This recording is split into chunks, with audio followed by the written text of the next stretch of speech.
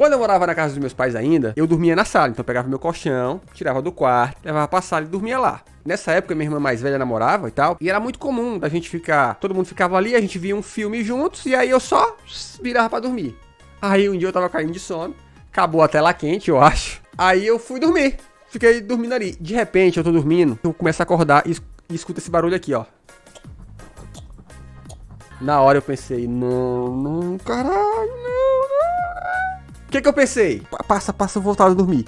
E o barulho permanecia. Aí eu pensei, eu vou me mexer aqui. E aí eu vou, né, fazer a galera se ligar. Aí eu me mexi um pouquinho. E o barulho nada, e continuava. E eu me mexi mais um pouco e nada. Aí na terceira eu já mexi muito assim pra tipo, pra dar um... E o barulho nada, gente, continuava. Aí, cara, não teve jeito. Eu pensei, mano, eu vou ter que abrir o olho. Aí eu me virei assim e fui abrindo o olho devagarzinho. Assim, tipo assim, ó, eu vou dar tempo, hein? Eu vou me virar devagar, eu vou abrir o olho devagar, eu vou dar tempo. Quando eu me viro, eu abro os meus olhinhos, eis a cena que eu vejo. Minha irmã e meu cunhado com uma bacia cheia de laranja, chupando laranja.